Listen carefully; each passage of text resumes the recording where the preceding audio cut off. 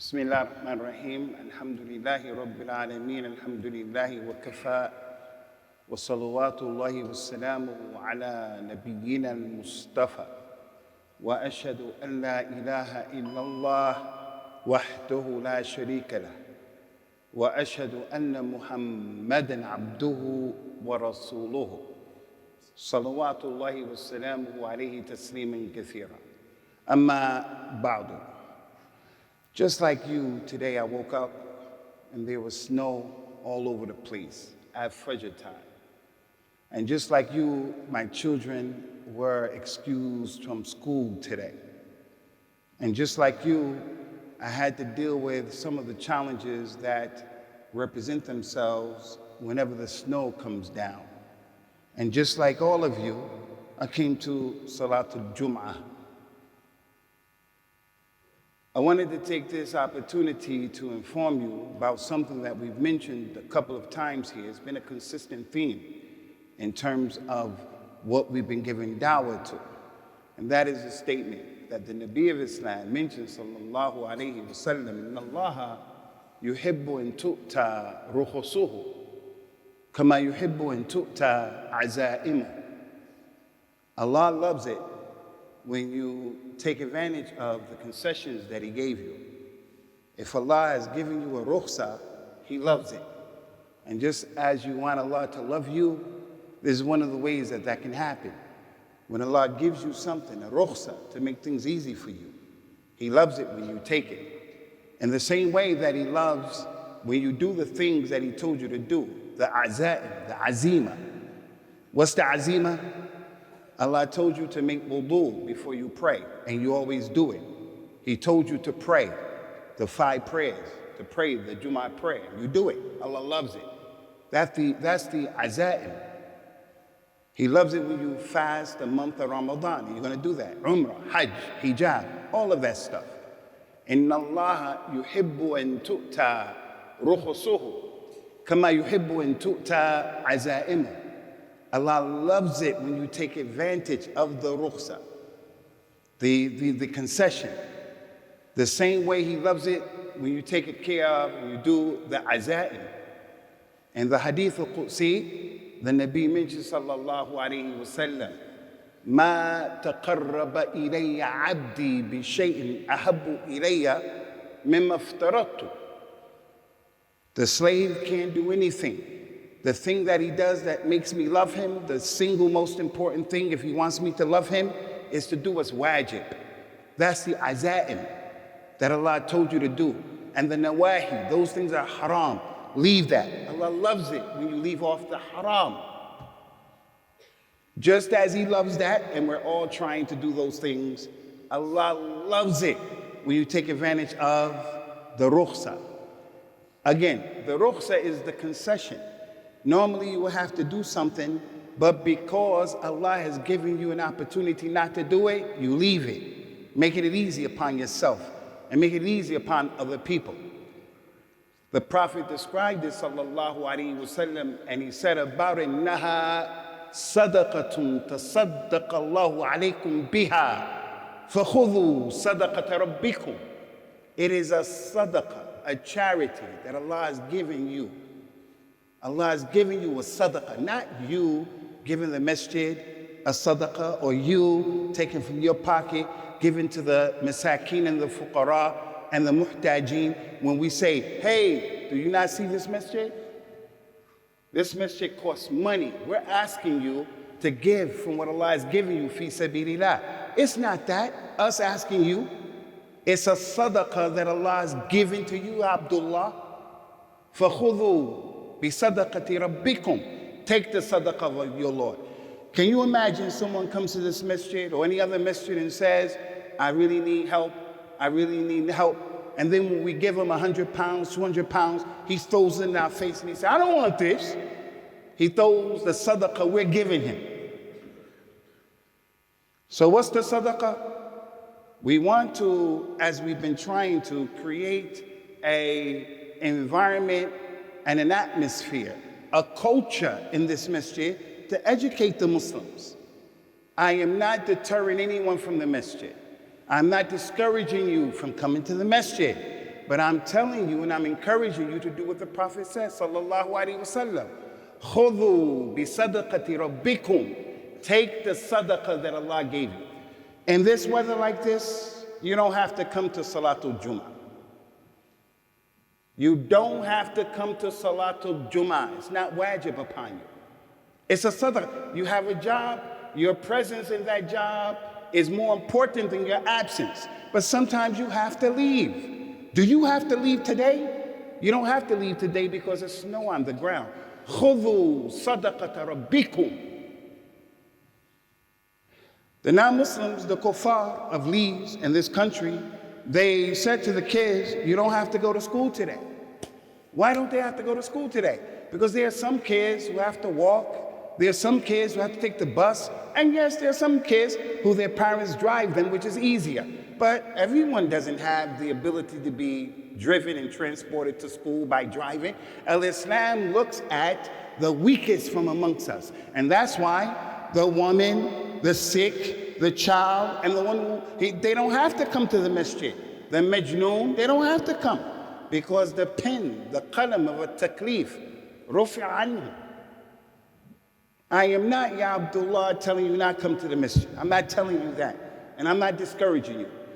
Unless there are extraordinary circumstances, extenuating real serious. Hurricane blowing the roofs off of homes. We're going to be here. I'm going to give the khutbah because I'm the imam. And if there were 3 or 2 or 5 people here, I have to be here, inshallah. But if there are extraordinary circumstances, I'm not coming out. As for you, the Muslims, take the sadaqah of your Lord. Not just today, but in the religion. Every year for Ramadan, for the last 15, 20 years, Allahu Alam, the first khutbah that I give before Ramadan is the khutbah that Al-Islam is easy. Because we have people who fast from our aqarib, people who fast from our ikhwan. As-sawmu alayhim laysa biwajib. It's not even, it's haram. And we give that khutbah because I saw with my 2 eyes, over the years being a Muslim from 1986 until now, how many people who I love, people who I knew from this ummah, and my aqarib, they died. Rahmatullah alayhim ajma'een. You don't have to fast, ya akhi. So I want to bring your attention to a hadith. You have to remember this hadith, ya Abdullah Muslim. Ma dumta hayya. Not only that, I know from amongst you, some of you who read about your religion. You may read about your madhab, you may read about how to know your deen. I know there are some. There are some people who Islam is just taqleed, that's it. Whatever I say, he'll do. Whatever his mother say, he'll do. No, that shouldn't be your religion. But I want to introduce you and share and repeat to you a hadith. You have to keep it in your head, Ya Abdullah Muslim. And what was collected by Imam al-Bukhari, Abdullah ibn Abbas, the cousin of the Nabi, he was an alim from the ulama of the companions, sallallahu alayhi wasallam wa radiyallahu anhum ajma'in. He sat with all of the community of students. They were many. He said, let me tell you people something of what happened during the time of the Nabi, sallallahu alayhi wasallam. Rasulullah combined and he prayed Salat al-Dhuhr 4 rakat and Salat al-Asr 4 rakat in the time of Dhuhr. And then he prayed Salat al-Maghrib 3 rakat, Salat al-Isha 4 rakat in the same day in the time of al-Maghrib.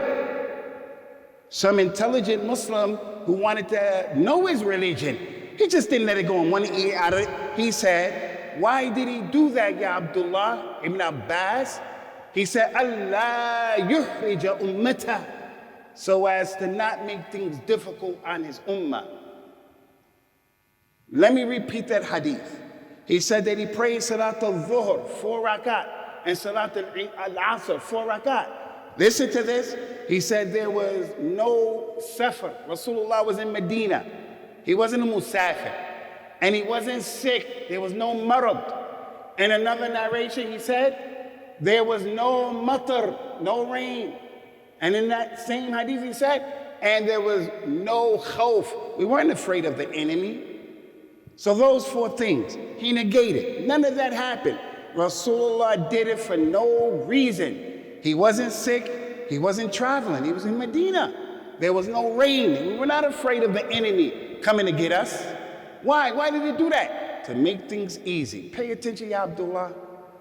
Our ulama, who we love, we honor, and we respect, but we don't blindly follow them when we don't have to. We understand our religion with them, by them, through them, by Allah's permission. They took different understanding. How should we deal with that hadith? Now listen, we're trying to call to the sunnah in Masjid al-Rahmah. We're not like any other masjid where something that we would do, you may not find it in other masjids because we want to practice the sunnah. But we'll try to do it in the right way, in the right time. Not to make istighrab and fitin and no. Because that can happen. The Muslims don't know what's from the sunnah. We may do something here, like in this masjid, we'll combine when it's raining. So in order to continue to encourage that culture here, I want to encourage you people. I want to let you know, you don't have to come to the masjid in this weather on Friday. You could take advantage of this time to stay with your family. If you want to come, it's permissible. Those scholars said about that hadith of Ibn Abbas, maybe Rasulullah combined like that, but Ibn Abbas forgot. Why? Maybe he was sick, maybe this, maybe that. That ihtimal, maybe, it is pushed back by the ihtimal that he didn't do it. We don't take that. Some of those scholars said, and this is important, that it was a salat that is suri. Rasulullah in reality prayed Salat al-Dhuhr at the last time of Salat al-Dhuhr.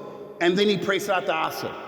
And then Maghrib came in, he prayed at the last time of Maghrib and at the beginning of Isha. That's what some people say. Maybe. But when you read that hadith, that's not what you get. So that maybe is pushed back by another maybe. You can't make ilzam on someone to take that. That's an ihtimal. And it's ba'id as well. Now I know in our masjid we have a lot of people who are Malik, people from Sudan and other than that. You will read that Imam Malik said about this hadith, we don't practice this hadith because it was raining. That's what Imam Malik said. It was raining. So as a Maliki person who reads that hadith, you say Imam Malik. I'm going to take Imam Malik before Abu Usamah. وَنِعْمِ اخْتِيَارٍ, that is. But not in this issue. Why? Because Abdullah bin Abbas, the companion, said there was no rain. So if Imam Malik said there was rain, what are we going to say? Especially when Imam Malik said everyone's statement is accepted or rejected except sallallahu alayhi wa sallam. Abu Hanifa, Imam Malik, Imam Shafi, Imam Ahmed, all of those imams in Islam. So there was no rain.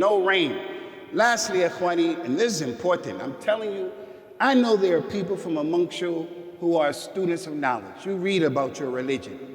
You read. I want to encourage and invite those people who just live in and you don't read about your religion. You have to learn this religion. You don't have to be the scholar. I always tell you that. You don't have to give the khutbah. You don't have to memorize the Quran. But know enough about your deen that when you see and you hear things, you're not an adu to something that's from the sunnah. You're an adu, and as they say, the jahil is his own worst enemy. The person who's jahil, he'll be an adu to anything that doesn't agree with him. Know your religion. Those scholars said this is from the mutashabihat. Yes, the Prophet did it, and it's in Sahih Muslim. The Prophet sallallahu alaihi wasallam, he combined for no reason. If you can imagine, it's a nice summer's day right now, and today, we're going to combine Maghrib and Isha. No reason. Those scholars said, no, you shouldn't do that. Not on your own, and not in this masjid as a jama'at. And no one should jump it down from the shabab saying, it's the sunnah, it's the sunnah. The scholars say, you shouldn't do that. It's from the mutashabihat. The mutashabih is that thing in our religion that's not clear. It's ambiguous. And we have things in our religion that are like that. And people can take those things and play with those things and go astray, make you go astray. So the Muslim who has some deen, the mutashabih, those things are not clear, he tries to avoid them. And he deals with the thing that is muhkam, is clear. It is clear. And if something comes that's mutashabih, like this incident, he makes the radd of that mutashabih to the muhkam. The Prophet ﷺ told the people when he was asked, what's the most beloved deed to Allah? He said, as-salat ala waqtiha. That's muhkam. Pray when you're supposed to pray. Not like this hadith. Inna as-salata kanat ala al-mu'minina kitabin mawquta. Pray at the specific time. But in reality, ikhwani, this hadith of Abdullah ibn Abbas is authentic.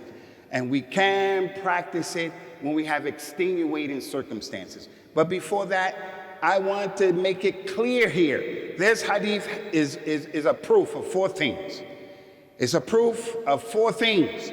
And those 4 things are, if it is raining, or you are traveling, or you are afraid, or you are sick, you don't have to go to the masjid. You can combine the prayer. Even if you are muqim, even if you are a person who is here in this city, you don't have to come to the masjid. You're allowed to combine your prayer. Listen to me very carefully, I'm going to end this. In Sahih Bukhari and Muslim, the companion said, when the rain came down, or it was very cold, al-bard al-shadid, it was very cold in Medina, no snow, just cold. So people who come from Sudan, from Saudi Arabia, Medina, you know how it can be cold in the Sham. And in Sham they have snow. In Medina there's no snow, but it used to be cold. The companion said, Rasulullah told the mu'adhin to make the adhan. Is the adhan just for somebody to get up and just do the adhan? No, there's fiqh in the adhan. It's from the sha'air of al-Islam. Should we get up here and just be partying and playing around like that? No. Everything in our religion is knowledge. The mu'adhin. Listen, it was a cold night. Rasulullah told the mu'adhin how to make the adhan. What's the adhan when it's cold? Allahu Akbar, Allahu Akbar, Allahu Akbar, Allahu Akbar. Ashhadu an la ilaha illallah, ashhadu an la ilaha illallah. Ashhadu anna Muhammadan Rasulullah, ashhadu anna Muhammadan Rasulullah. حي على الصلاة حي على الصلاة حي على الفلاح حي على الفلاح ألا صلوا في بيوتكم ألا صلوا في بيوتكم. And in the narration, ألا صلوا في رحالكم. He told the people, pray in your homes, pray in your homes. Wherever you are, a tent, whatever your docile and your dwelling is, stay there and pray. Some of those companions said the rain would not be a torrential rainstorm. It was just enough to get the bottom of your sock wet, making things easy for the Muslims. Easy for the Muslims.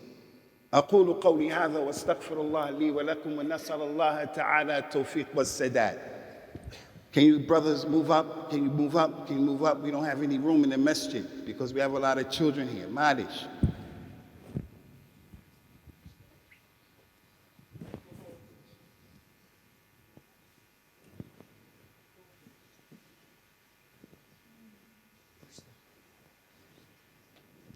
What time is it?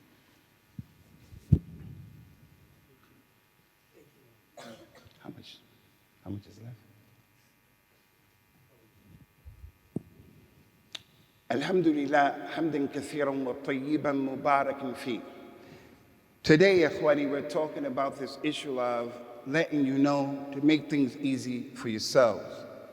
But in giving this message, you always have to be careful because you always have the extremes. You have the people who want to make things difficult, and that is shidda and ghulu. And then you have the people who also are extremists. People only attach the superlative, the adjective of extreme I'm the mutashaddid, the rough and the tough, the mean, the nasty, the Ja'fari. No. The ghalin is also the one who goes the extreme the other way. He doesn't practice, he doesn't pray. He does things that are haram. He is musrif as it relates to the dhunub and the ma'asi. All of the kaba'ir that you can think about, he's fallen into them, or a large portion of them. He's extreme. When you give a khutbah like this, you deal with a topic like this, the one who has a problem, he plays with this. And he says, the hadith said I can pray and combine my prayer every single day, ala kayfi, as I like. And the imam said that in the khutbah. I'm not saying that. I'm not saying that. The ayat of the Quran about the mutashabihat and the muhkam, Allah said in that ayat, فَأَمَّا الَّذِينَ فِي قُلُوبِهِمْ زَيْغٌ فَيَتَّبِعُونَ مَا تَشَابَهَ مِنْهُ ابْتِغَاءَ الْفِتْنَةِ وَابْتِغَاءَ تَأْوِيلِهِ وما يعلم تأويله إلا الله والراسخون في العلم يقولون آمنا به كل من عند ربنا. We take all of that, then the mutashabiha, and we take those things that are mahkam. وَهُنَّ الْكِتَابِ. So I am not by any stretch of the imagination coming here saying to you that it's okay for you and everything is durura ala kayfi. Everything is a necessity because that's your taqdeer. And I didn't say that. I'm saying, and I'm based upon what I understand and I believe about the religion, I'm ready to meet Allah, Yawm al-Qiyamah, that on Friday, I came before the Muslims and I said, when it snows, like it snowed today, you don't have to come to the masjid. So your children being at home and they get off from school and you send them to the masjid, there's fiqh in that. Because they normally don't come on Friday, maybe it's better for me to say, you have to weigh that. And that's the thing about al-Islam. مَنْ يُرِدِ اللَّهُ بِهِ خَيْرًا يُفَقِّهُ فِي الدِّينِ. Knowing how to make decisions about things that are confronting you, as opposed to being like the individual who he's just existing, he doesn't know what he's doing. He follows his hawa, or he follows the hawa of the society, or he just, like a piece of paper in the sky.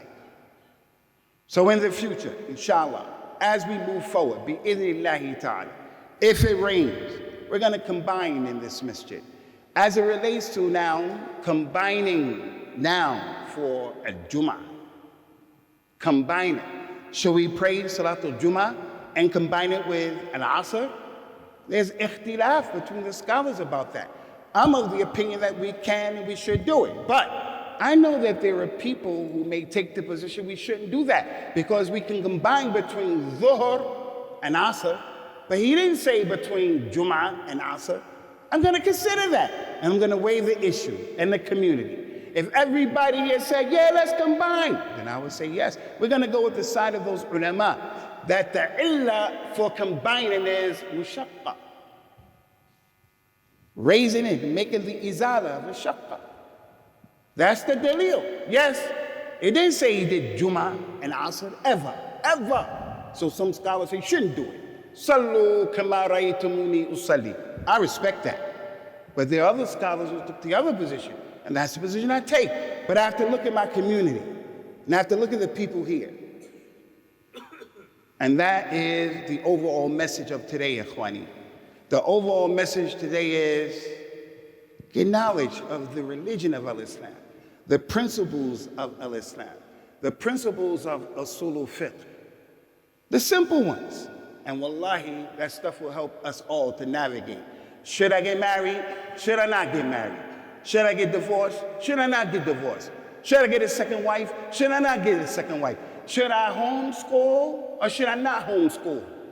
Every decision that's important in his life is going to come with him knowing what to do in his religion, not being an ignorant person. And this is, unfortunately, the reality of our situation. A person, he's a Muslim, and he's proud to be Muslim. And I repeat to you the story, and I'm finished.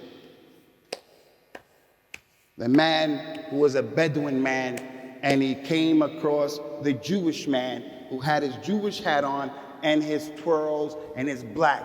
And the Bedouin men know all about the zulm, the oppression of Palestine and all that. Al-Islam is the haq. He knows all of that. When he met the Jewish man, he said, you are going to accept Islam. You better accept Islam, the religion of the haq. The Jewish man said, okay, what should I say? The Bedouin said, I don't know. I don't know what you should say. I don't know what you should do. He has Hamas, and he has Hirs, and he wants to be a Muslim. But is that the Islam? Not knowing the basics of our religion. That's not putting anyone down. That's to raise our consciousness. We don't have to come to the masjid when it's raining, when it's too hot, when it's too cold, when the wind is blowing, and issues like that. And for those of you who have professions where your profession doesn't allow you to come to the masjid at times because you're given an operation, that's permissible. You missed the Jummah, you're given an operation. It's something that's of necessity. We ask Allah Ta'ala to establish us firmly upon His Kitab and Sunnah, and to make us a fuqaha, fuhama, uqala, those people who know our deen. And may Allah Ta'ala spread the knowledge of the Kitab and the Sunnah according to the standard of the Salaf of this ummah between the sufuf of our community. May Allah Ta'ala put us on the way of the Sunnah of the Nabi. Aqim as-salah. Yarhamakumullah.